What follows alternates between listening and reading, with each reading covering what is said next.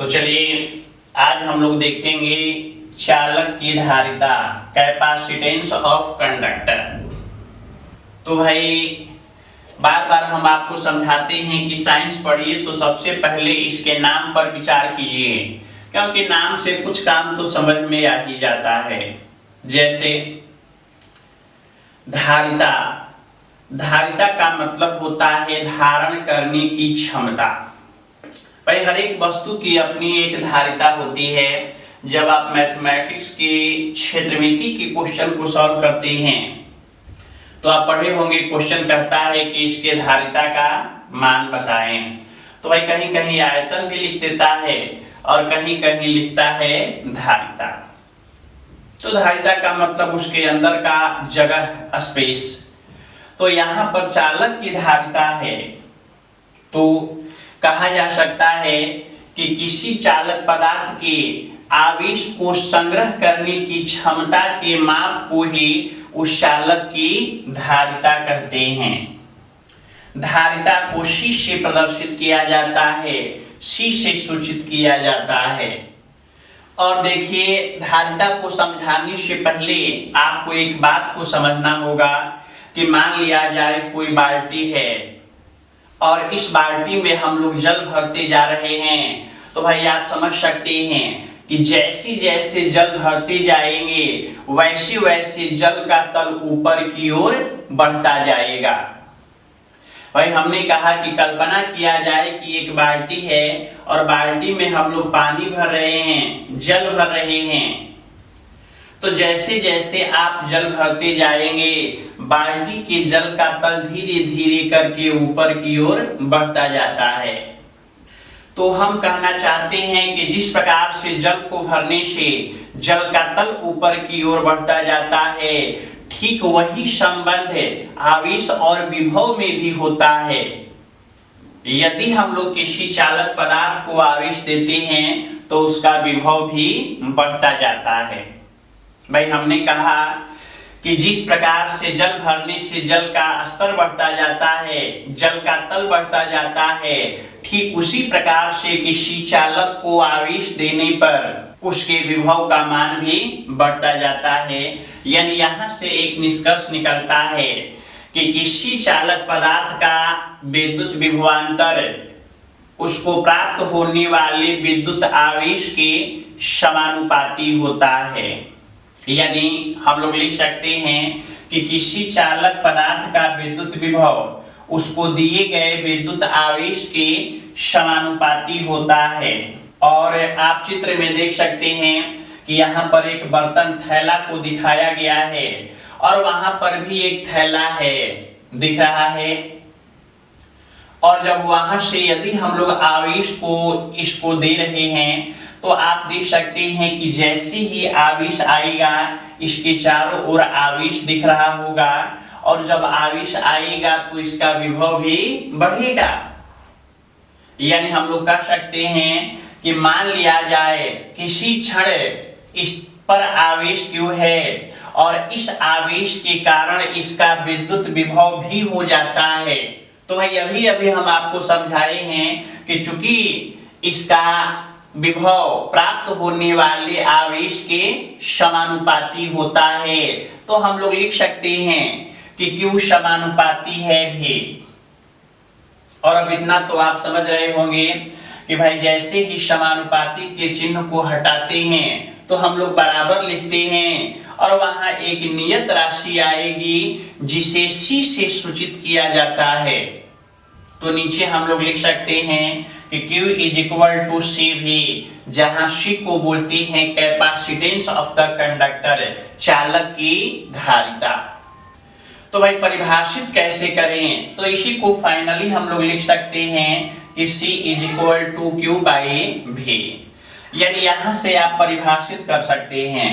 हम लोग कह सकते हैं, देख रहे हैं कि Q का मतलब हो गया चालक को दिया गया आवेश और V का मतलब है विद्युत विभव, भाई प्राप्त होने वाले आवेश से उत्पन्न विद्युत विभव। तो भाई यहां से समझ में आया कि किसी चालक को प्राप्त होने वाले आवेश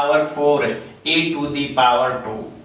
यानी लिख सकते हैं कि विद्युत धारिता का विमीय सूत्र m to the power -1 l to the power -2 t to the power 4 a to the power 2 होता है।